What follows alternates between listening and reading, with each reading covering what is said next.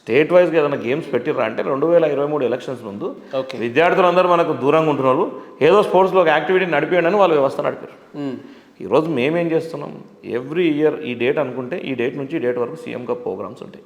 Okay, మీరు prepare అయ్యి ఉండండి. ఇంకా 1 ఇయర్ వరకు ఇంకా నెక్స్ట్ ఇయర్కి ఏ గ్రామ స్థాయిలో నుంచి ప్రతి ఇయర్ అథ్లెటిక్స్ నడవాల్సిందే, అథ్లెటిక్స్ చేయాల్సిందే. ఓకే, కబడ్డీ, ఖోఖో, వారందరికీ ఫుట్బాల్, క్రికెట్, వాలీబాల్, వీటన్నింటినీ ప్రతి గ్రామ స్థాయిలో రోజు రెగ్యులర్గా ఆడుతున్నారు చాలామంది. కొన్ని గ్రామాలలో లేకపోయినా మిగిలిన ఆల్మోస్ట్ గ్రామాలలో రెగ్యులర్గా ఆడతారు. క్రికెట్ అయితే ప్రతి ఊర్లో ఆడేటోళ్ళే. ఈ రన్నింగ్, ఈ అథ్లెటిక్స్ సంబంధించినవన్నీ కూడా ప్రతి గ్రామాల్లో జరిగేవే రెగ్యులర్గా. దానివల్ల ఏంటంటే ఇప్పుడు నెక్స్ట్ మేము ఇది మన పాలసీ తీసుకొస్తున్నాం కదా. పాలసీ వచ్చిన తర్వాత తెలంగాణలో నాకు తెలిసి దేశంలో నెంబర్ 1 పాలసీగా తెలంగాణ పాలసీ ఉండబోతుంది. అంత నమ్మకం ఉందా మీకు? అంత కాన్ఫిడెంట్గా ప్రతి అంశం మీద చర్చలు జరుపుతున్నాం. ప్రతి అంశం మీద దాన్ని ఏ విధంగా దానికి ఒక ఈ విధంగా పోతే ఈ విధమైన ఇంతమందికి న్యాయం జరుగుతుందనే ప్రతి అంశాన్ని కూలంకషంగా ఎక్కడెక్కడ ఏ విధంగా జరుగుతుంది, ఏ రాష్ట్రంలో ఏ అంశం మీద పాజిటివ్గా పోతుంది అనే అన్నింటినీ కూలంకషంగా చర్చిస్తున్నాం. ఆ చర్చల తర్వాతనే పాలసీలో అంశాలు చేరుస్తున్నాం.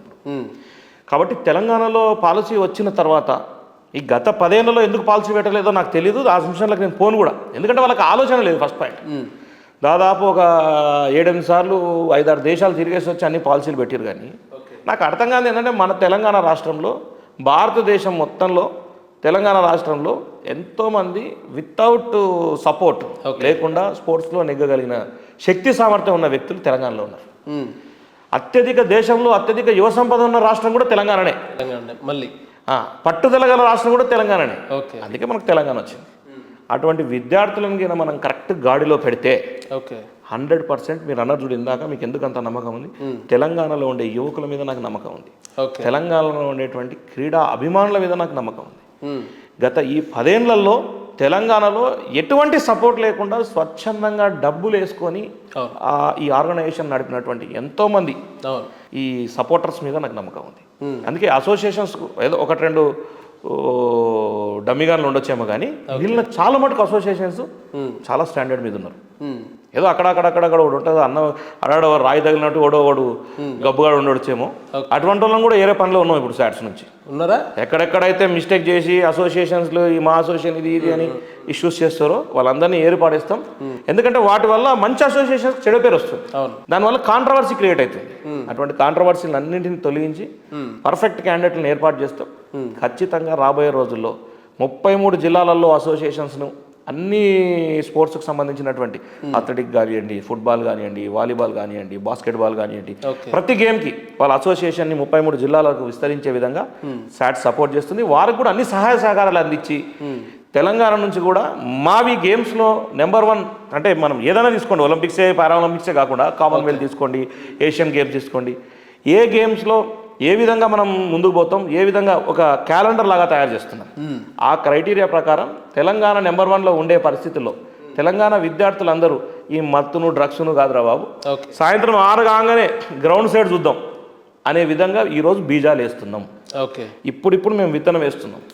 ఒక 5-10 ఏళ్ళకి ఆటోమేటిక్గా ఈ సాయంత్రం 5 కాగానే స్కూల్ నుంచి వచ్చినప్పుడు స్కూల్కి రావాలి, ఇంటికాడికి వచ్చినాక హోంవర్క్ చేసుకోవాలి, పోయి గ్రౌండ్లో ఆడడానికన్నా గ్రౌండ్కి పోవాలి, లేకపోతే చూడడానికన్నా ఇంకోటి ఆడుతుంటే చూడడానికన్నా గ్రౌండ్కి పోవాలి. టైం స్పెండ్ చేయడానికన్నా స్పోర్ట్స్ మీద కాన్సన్ట్రేట్ చేసే విధంగా వాళ్ళ దృష్టి మరల్చే విధంగా ఎప్పుడు హెల్దీగా ఉండే విధంగా హెల్దీ తెలంగాణను తయారు చేసే ఆలోచనలో అన్న మనం గతంలో చూసిన పరిస్థితుల దృష్ట్యా ఇప్పుడు చాలామంది చైతన్యం ఉండి నైపుణ్యం ఉండి పైకి రాలేని వ్యక్తులు ఒక అపోహలు ఉంటుంది వాళ్ళ దాంట్లో. ఏంటంటే రాజకీయ పరపతి ఉన్న నాయకులకే వాళ్ళ అభ్యర్థులకే అవకాశాలు వస్తాయి స్పోర్ట్స్లో, లేదంటే అట్లా రికమెండ్ చేసే వాళ్ళకే లేదా పైసలు ఇచ్చే వాళ్ళకే అవకాశాలు ఎక్కువ మోతాదులో వస్తుంటుంది అని చెప్పి వింటా ఉంటాం. అవును, మీ ఆధ్వర్యంలో కూడా ఈ 5 ఏళ్లలో అటువంటి పరిస్థితులు ఏమైనా చూడబోతారా?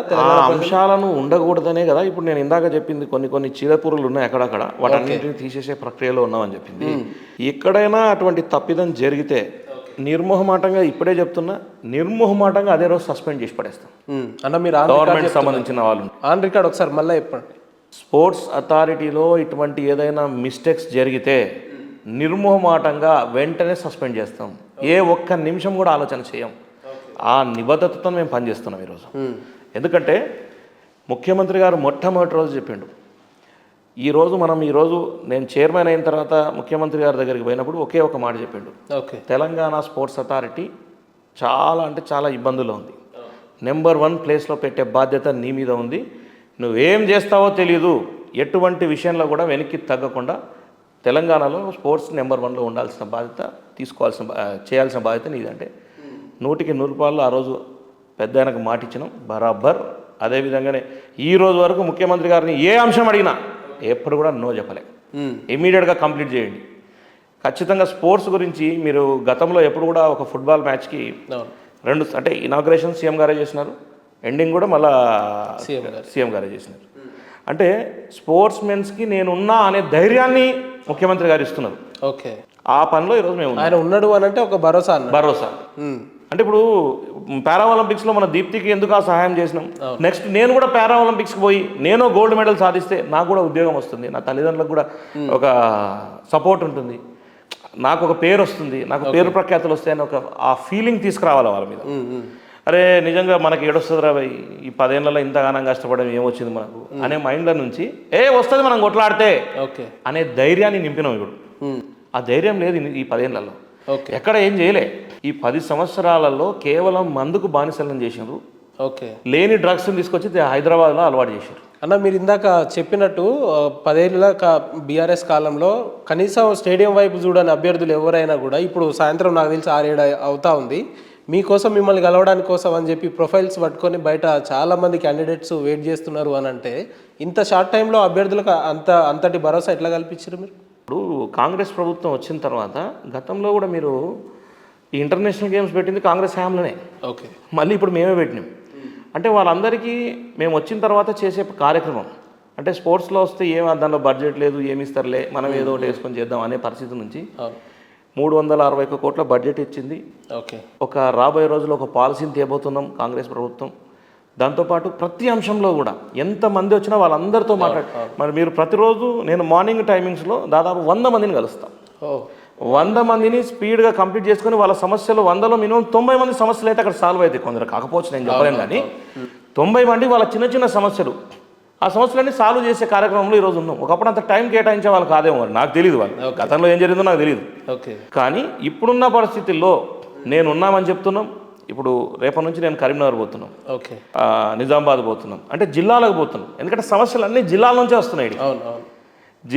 నేనే జిల్లాలకు పోతే అక్కడే అసోసియేషన్స్, అక్కడే కలెక్టర్ గారు ఉంటారు. ఇక్కడ వరకు రాలేని వాళ్ళు కూడా అక్కడ కలుస్తారు. ఇప్పుడు జిల్లాకు చైర్మన్ కలెక్టర్ గారు ఉంటారు, అక్కడ డివైఎస్ఓ గారు ఉంటారు, అక్కడే అసోసియేషన్స్ ఉంటాయి. అక్కడ సమస్యలు ఏముందో ఆనే తెలిసిపోతుంది.